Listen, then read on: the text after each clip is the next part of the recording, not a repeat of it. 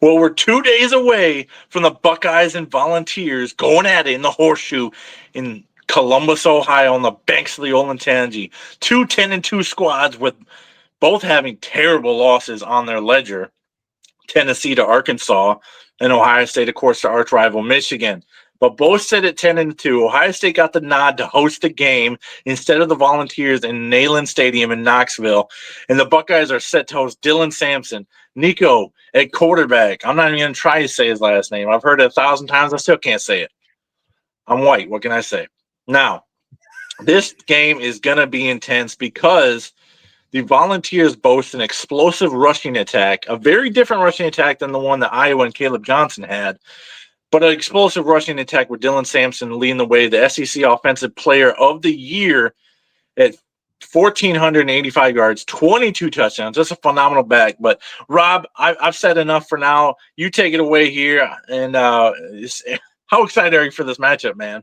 I'm real excited, just ready for this team to right the wrong they did against Michigan. Look for them to get back on track. You know, they host a home first round playoff game. You Yes. know, it'd be a giant letdown to lose this game, especially coming off that heartbreaking loss against Michigan. So hopefully the team is focused. But from what I'm hearing, in Ohio's camp, you know, Maurice Clark basically said he spent the week with the team at practice, and he's really confident going into this game against Tennessee. So, I mean, especially the fans who've been talking so much smack, planting the flag, throwing the field goal post in Olentangy River, just talking about taking over the shoe, calling relabeling Ohio Stadium somehow, some way on Google Maps or Apple Maps as Yeah. Nayland North. So, you know, it's just it there's a lot on the line here. It would just be such a big letdown to lose this game, especially with the way the Tennessee fans are acting right now. But, you know, let's get in the game. Let's talk about, you know, you mentioned Dylan Sampson. Yeah. Uh let's talk about Ohio State's defense versus Tennessee's offense. Let's So, do it. Ohio State has the number one all defense in the country, giving up 241.5 yards per game. The number 6 rush defense of the country, giving up Sure. 97.3 yards per game. Pass, number 2 over in the country, giving up 144.3 yards per game. So, Tennessee offense, they're number 18 in the country, averaging 440.3 yards per game. That's a lot. Rush, 200 and 26 point yards per game. That's True. adding in Nico as well. But Dylan Sampson putting in a lot of work. 256 Monster. carries for the season, 1,485 yards, 22 touchdowns, an average of 5.8 yards per carry. Now, let's look at his stats against the AP Top 25. He Yeah. has 464 yards and 6 touchdowns Jeez. against Georgia, which was very like, oh my gosh, like Georgia's. We both agreed that Georgia's defense is elite. So for the Georgia game, he had 19 carries, 101 yards, an average of 5.3 yards per carry, and 1 touchdown. And against the Alabama Crimson Tide, Yeah. 26 carries, 139 yards, 5.3 yards per carry, and 2 touchdowns. Dylan Sampson is a workhorse, and they're going to have to find ways to not only scheme against him in the run game, but also the passing game as well, because he is versatile in that aspect. He's able to get involved in the passing game. But one thing that could be working for the Buckeyes defense against his offense, Yeah. Tennessee's offense is 102nd ranked in the red zone, and Jeez. Ohio State has the number 1 overall red zone defense. So if they Hold can up. if they can limit plays, limit yards as the field shrinks and get them to kick field goals, I like Ohio State's chances. Also, Nico has been sacked 24 times this season. So when they do drop back, they get into the passing game. Mm. Jim Knowles needs to get creative just the same way he did against Indiana. But I mean, overall, it's really about it's really about scheming for Dylan Sampson. They're really gonna have to key on them. They're Yeah. gonna have to play the backers up tight. They're gonna have to play downs pretty up close to the line, closer than usual. I Right. mean, but other than that, in terms of the passing game, they don't have a receiver who has No, nearly even close to 1,000 yards at not even all. close, bro. I think the closest receivers at 640 something yards, Yeah, and he has 674 or 647. Yeah. and he has like 6 touchdowns on the season. It's Six just, touchdowns, only 25 receptions, bro. but let's not get arrogant with that. No. Because remember in 2022 against Michigan, when they're like, "Oh yeah, JJ can't pass," and then they lit us Right. up all over the field passing. But I just, at the end of the day, Oops. Hmm. I think that Knowles is going to have to get creative with his play calling, and they're really going to have to take advantage of limiting this team to. I mean, they have the advantage. They have the number one overall red zone defense. We saw them show up against Penn State, fourth down stop. We saw them show up against Nebraska, save the Yeah. game. Penn Yeah. State, save the game in the red zone, and then Indiana as well. And Shoot. then even though we lost the game against Michigan, they got a red zone stop. So They it's got it's three red all, zone stops. yeah, they got 3 red zone stops. So I think that's going to be the key is, again, Jim Knowles gets creative and just sends the house at times Yep. and stop them in the red zone.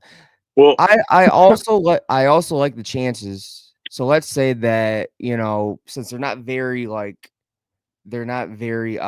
dangerous in the passing attack. If they can get Tennessee in 3rd and 6, 3rd and 5 situations, I like their chances on getting off the field. well, that's certainly a good formula for all levels of football, getting teams in the third and long. And here's the thing, man: you stop Dylan Sampson on first and second down, you make Nico be a threat with his arm, not just his legs. And that's the key thing to stopping the Tennessee Volunteer offense. I'm really shocked at one stat you brought up, man. I must talk about it. We got to circle back to it. You mentioned they're 102nd in scoring in the red zone. That is shocking to me with a tailback that has 22 touchdowns. That's a very big number for a tailback, for one tailback. You don't see those kind of numbers in college football these days, and you don't see a team that's so run heavy being so poor in the red zone. It's not a thing that correlates exactly. So I'm really surprised when you mentioned that. I was like, my jaw dropped. I don't know if you saw it, but I was like, what? Yeah, man. I mean, I was looking up these I was looking at the stats. My jaw dropped as well. I'm like, I mean, Dylan Sampson has pretty much scored a touchdown or two every game. Yeah. I mean, it's Well, it's it's just it's yeah, dude. Here, red zone scoring percentage. I'll pull it up right now. Here, and as you're doing that, let me just name a stat too. He's rushed for all right. 100 yards in each game except for two. Those two games were the losses to Arkansas and the one versus UTEP where he didn't have to rush for 100 yards because they were blowing him out. Yeah, here we go. Right here. What you got? Yep. Red zone scoring percentage, 79.25%, 102nd ranked in Excellent. scoring in the red zone. So That makes me really happy. That makes my heart really happy. uh, Um, Talking about the flip side of the ball, I want to talk about Ohio State's offense matching up against yeah. James Pierce and Carter and the Tennessee defense, man, because they have playmakers at each level of the defense. They have a secondary guy. He has 4 interceptions, 7 pass breakups. But the guy that I really want to focus on is James Pierce Jr., JPJ. I mean, he's got 11 tackles for loss. He's got 7.5 sacks on the season. He's got 52 pressures, my guy. Yeah, Gee.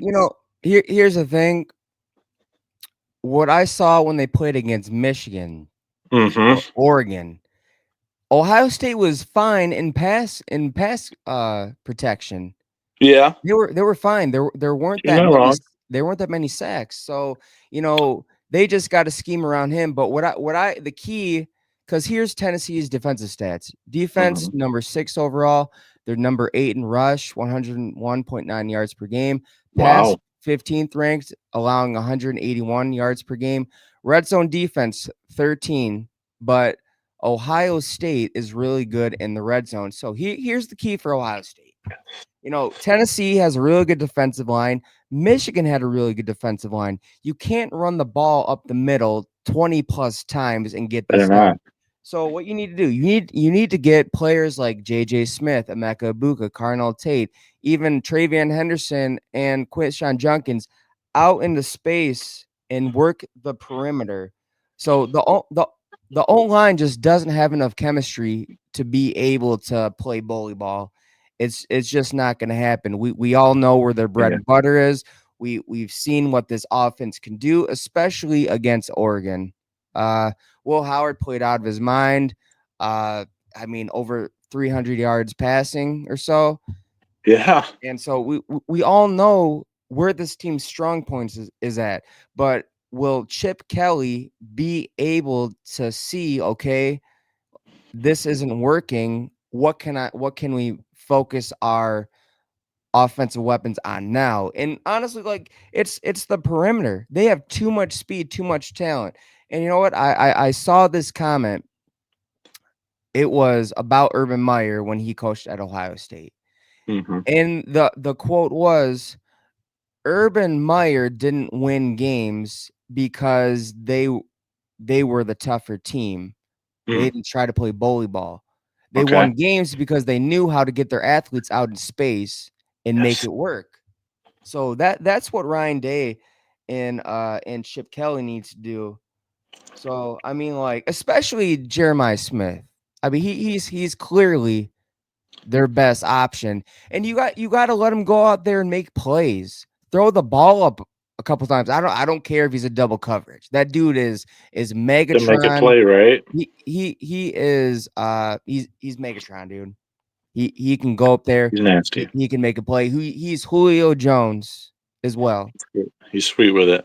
I mean, he has a combination of AJ Green, Julio Jones, and Calvin Johnson. Like that dude is like the ultimate weapon. It's a comp, right? Yeah. So I mean, I don't know. How do you think? Okay, it seems like a question for you, and I want to answer myself because I'm exploring this as well as we're talking about it, and previously before the video in preparation. But how do we best attack this team? Do we rush on the edges? Do we get in third and manageables? Do we pass it all over them? Do we attack them through the sky with an aerial assault? Or is it a nice balance like Urban Meyer always tried to accomplish? What do you think? So I'm gonna go back to that Michigan game. As much as I hate talking about it because the outcome and the aftermath of the game, Yeah. we saw that final drive, that 9-2 drive going into the half where they played Yep. tempo, they played the Yeah. 2-minute drill, they played to their strengths and they scored like it was nothing. That's what they need to do. They need to play tempo and they need to catch this defense off guard. They need to have this defense be on their toes this entire time. I mean, don't don't get arrogant or just idiotic and run to their Yeah. strengths, to this defense strengths, just like they did against Michigan. Literally ran into Mason Graham, Kenneth Grant, Josiah Stewart, TJ Guy, Derek Moore. I mean, Put it this way. they were all just waiting out there. All they had to do was shed the blocks and make the play. It just can't happen. Tennessee might, I don't know if they will. I think they'd be stupid to do it, but they might try and move James Pierce Jr. around. Go where he isn't. Attack where he is not. Don't go at their strengths like we did with U of M and Graham and Grant. That was so idiotic. I was frustrated. Every board comment warrior knew we shouldn't be doing what we were doing in the offensive game plan, and we still kept doing it, Yeah, banging our heads against yeah, the wall, he, expecting a different result. yeah. Here's the thing, Peter. I'm gonna Yeah. go back to a game who I thought it was like the most perfect game plan, Yeah. and that was Texas versus Michigan. Basically, what Yeah. they did Yeah. is, okay, when Graham and Grant are in, we're gonna play the perimeter, we're gonna run the outside, and right when they're out, they ran down the middle. because Do you they remember Michigan kept moving Graham around, and that's kind of why I brought it up. They kept moving around, and they just went to the opposite side of the field. yeah, that's basically what they have to. That's basically what Ohio State has to do. They need to scheme around Pierce as much as possible. Yeah, I'm with you on that fully. I'm fully with you. But here's the thing. Here's the thing.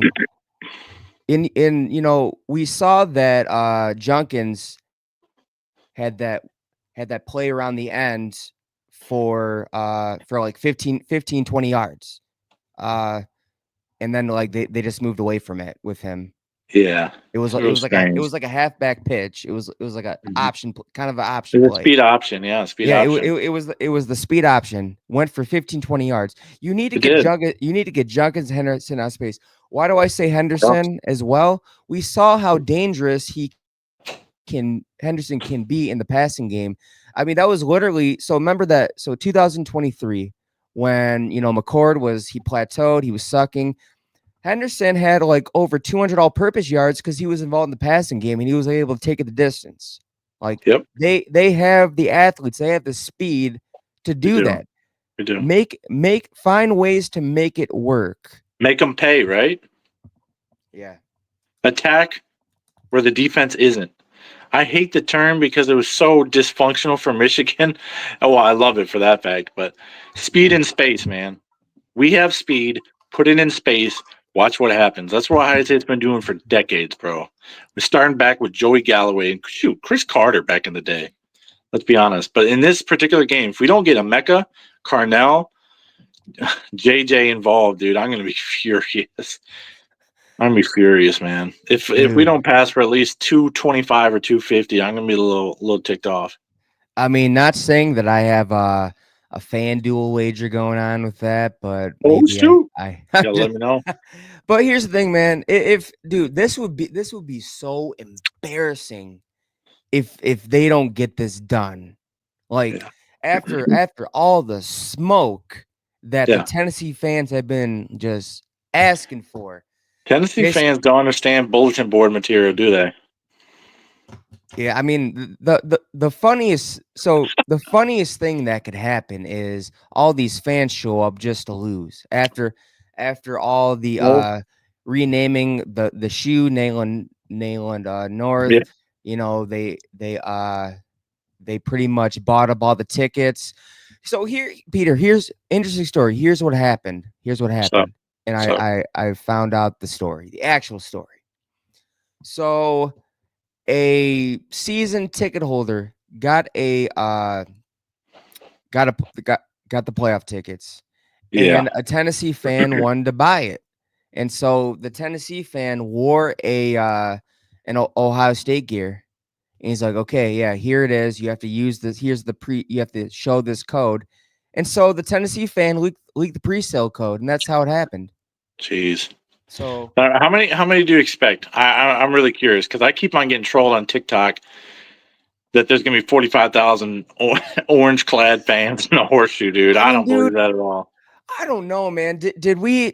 So going back again, I know I said this in the last video. Going back to 2019 Georgia versus Notre Dame. Did we? I did not expect that many Georgia It fans must have been to be in South 25,000. Bend. Yeah, there must be 25,000. So, dude, I wouldn't be surprised if there's that much. And if they bought up all these season tickets where they're all seated together, it's not gonna look good at all.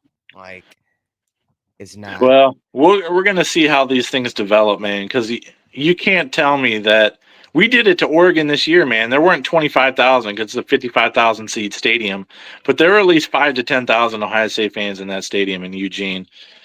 Come playoff games and playoff times, we're gonna see if Ohio State's traveling. You can't tell me Ohio State won't take over the stadium. So maybe Tennessee will do it. Maybe Ohio State fans will say, "Hey, man, I need to get my Christmas money back. I got rent due in January coming up, and I need to pay bills."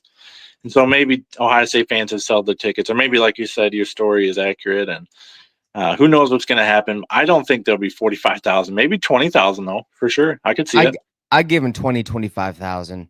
I could see it. I could see I it. mean, there's pictures of like highlighted sections highlighted in orange saying, okay, there's going to be 35, there's going to be 40%. dude, like 40%. That's That would stink, man. That'd be a lot of fun though. But it'd be cool to see, man. I'm either way. I'm excited for the matchup. Let's get yeah. into the brass tacks of things, man. High State's 10-2. Tennessee is 10-2 as well. Who is gonna win this football game and move on to the Rose Bowl? Is it gonna be the Tennessee Volunteers playing their first ever Rose Bowl, getting their first ever playoff win and their first ever playoff appearance, or is Ohio State, an experienced playoff contender, gonna protect the home turf, protect the horseshoe, and move on to play Oregon in a rematch in the Rose Bowl? I don't like Ryan Day's record against the SEC. I don't like Ohio State's record against the SEC. Period.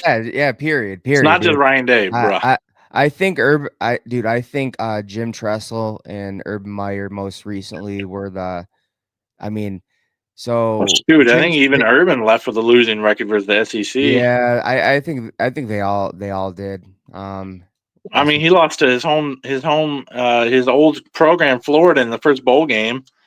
Or no, I'm sorry, that was Luke Fickle. My bad. Never mind. Sorry, my yeah, bad. yeah. Man. Um. Anyway, prediction time, man. What you think score wise? How's this going to shake out, bro? I got a score in mind. I told you on text. Shoot me your score. Shoot your shot, bro. Is Tennessee going to pull the upset? Man, like just I find myself trying to watch these hype videos, dude. Yeah, Talking a big game in them, just the brotherhood. I'm Let's go out feeling it. there and win. We're feeling it. The Well, energy is out there. But I just man, it's just after just the letdown. The that's the why. the That's a two good thing we're the not two playing.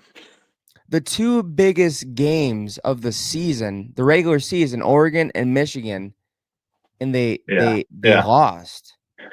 Those are the You two know, circle games. That yeah. so it's just like, is Ryan Day going to continue to fumble these games, or I don't know. is like, so if he goes back to what he was doing before the Michigan game, I think Hmm. Ohio State wins. I Do I we get? I I do. I do. Do, And that was not living inside his head and shrinking in those big games. Will it come to fruition that he only has a Michigan problem and he solved the other pieces of the puzzle? It could, see? but man, dude, you're gonna hate me I'll for tell. You want me to you're set my shot, or are you gonna yeah. go for it? You shoot your shot first, but you're gonna hate me. Okay. Hey, I don't care. You gotta predict what you gotta predict, man. I don't think Tennessee's good enough. I don't think they're ready. I think it's their first ever playoff game. I don't think they're prepared mentally for this. I think their fan base is showing a weak mentality. They're talking out the side of their neck because they can't talk out of their mouth because they don't have any quality wins. So I think Tennessee falters, and they only put up 21 points. Sampson might get 100, but it'll be just over 100. Definitely under 115, in my opinion. High State wins this one 31-21. Buckeyes are moving on. Get a rematch for the Oregon in the Rose Bowl. Bucks win. Here's the thing, man. We're going to see playoff Ryan Day. We're not going to see Michigan Ryan Day. We're going to see playoff Ryan Day. And playoff Ryan Day is pretty darn good. And top 5 Ryan Day opponents is pretty darn good. He's 2-1 just this year against top 5 opponents. Yeah. And Tennessee's not top 5; they're top 10. You know what, man? I'm a prove it to me type of person. So Oh, that's fine. until Ryan What you got? until Ryan Day shows me otherwise, I have Tennessee winning this one. Okay. 24-21. Lowest scoring. That's what Garrison and others think. Last question before we jump off here. Why do you think people think it'll be such a low scoring game? Because I don't. I'm predicting 52 points. You're predicting 40, 45, or hold on, 45 points. I guess that's not the big a difference, but I mean, dude, you have two heavyweight defenses. I give the nod to Ohio State in terms of the defense, but you also have to think, like, how much is the weather going to affect the play, like don't you think that'll affect the Tennessee more offensive than play? Ohio State? We're I mean, practicing yeah, outside. but like Ohio State's bread and butter is passing. Yeah, but we still have a brutally awesome rushing attack. Man, I'm sorry, dude, but like we Dude, we don't ran for know. a buck 88, nearly 200 on Penn State and Abdul Carter, bro. I don't want But to hear it. but that dude, Seth McLaughlin is out, and we're That's reshuffling it, fair. especially after the Michigan game, and we That saw is actually a what fair happened point. against Michigan. So This, you know why I have confidence though? It's the stat that you brought up, the red zone. yeah, the red Ohio zone. State has one of the best red zone offenses in the entire nation, if not the best statistically. Tennessee is one of the worst, 102nd, bro. I think for that reason alone is why we win. But you might be right. I'm not going to say you're wrong. I'm not gonna fight it because I think a lot of people are in your camp. So Dude, like I just if they win this your game, confidence is shot. dude, I just don't know, man. I can't. I was all like, okay, Ryan Day has turned the corner, but then that Michigan game happened, and it's just That like I'm like, okay, show me again that you're back on the right track. Because if they beat Tennessee, then I will predict they will win the rest of these games. Because I'll I be think like, Tennessee okay, might be winning after the first quarter, but I don't think they'll be winning at the end of the fourth. I just yeah, don't see it. But more than likely, because Ohio State wins this game, I'll be okay. This is playoff Ryan Day. This is not Michigan Ryan Day. We could separate those two, just like Kirby Smart is a top head coach, yep, possibly the best head coach in college football, but he has an Alabama problem, even sure though Nick does. Saban retired. So Yep. yeah, Well, you that's can't gonna separate do it these two. for tonight here on Buckeyes Battle Cry. We appreciate you tuning in. You have a fantastic rest of the week. We're tuning up, man. Indiana Notre Dame tomorrow night. And then Saturday, the trifecta of playoff games. I cannot wait. Penn State, SMU, and Georgia is playing as well. So I'm excited to, or not Georgia, Texas is playing well. Anyway, I'm tired. I'm going to bed. I'll see you guys on the next one. Go Bucks and God Wait, bless. OH. I-O.